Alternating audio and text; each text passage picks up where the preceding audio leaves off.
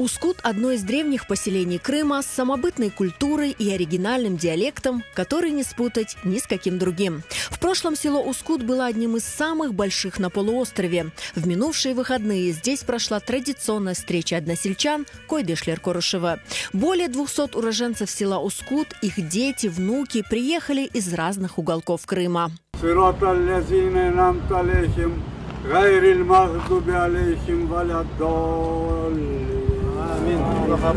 Салидин Харбаба родился в селе Ускут в 1939 году. Ему было 5 лет, когда счастливое детство на родной земле прервала депортация. Он каждый раз, вспоминая те дни и своих родителей, не может сдержать слезы. 44 senesi Mayıs'ın 18'ine göçürdüler. Gece saat 12'de gelip töşekten kaldırıp ne giyinmeye vakit verdiler, ne aş almaya, ne общем ağlap sızlap bala çağa bize 4 tane bala. Ana birini koterse biri yatı, birini koterse biri yatı, hepsi ufak ballar. Öyle yapıp koterip alçıklar bize o parnikler derler. O yerde varıp işte son bizi maşinaya koyup Özbekistan Ferganski Dalinası'na vardı. Bunda gelsek yürek taşay. Ne yapmaya bilmişsin daşı. Anam babamlar Kırım degende ağlardı. Kırım'da sözlü işçi ağlardı. Şimdi benim de gözlerimden yaş geliyor Kırım degende. Село Ускут до депортации было богатым и процветающим. Здесь каждый был приучен к труду с раннего детства. Ускутцы и по сей день считаются самыми дружными.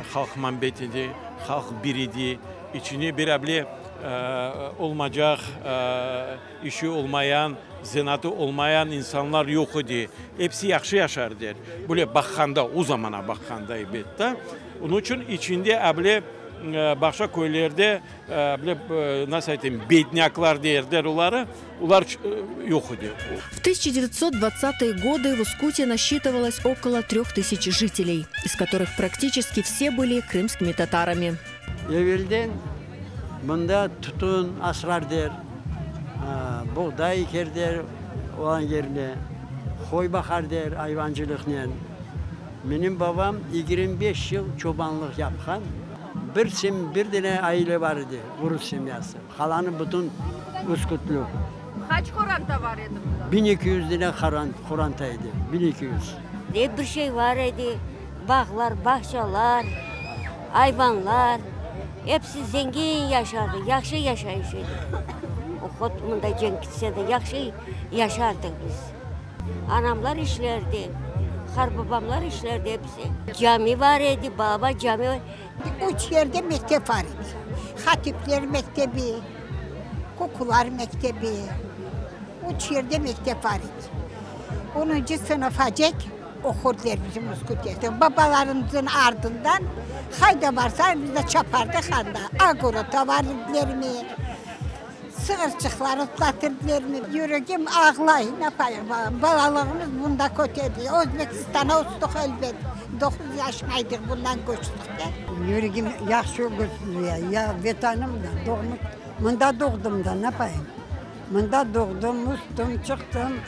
Каждый раз встреча односельчан – это праздник. Здесь все меньше стариков, которые родились в Ускуте, но все больше их потомков. Для них эти встречи – важное событие. Anam babam bu Uskut köyünde doğan. Yazık ki biz bu köyde ev almak kısmet olmadı. Biz Seyitler rayonunda oturuyoruz şimdi.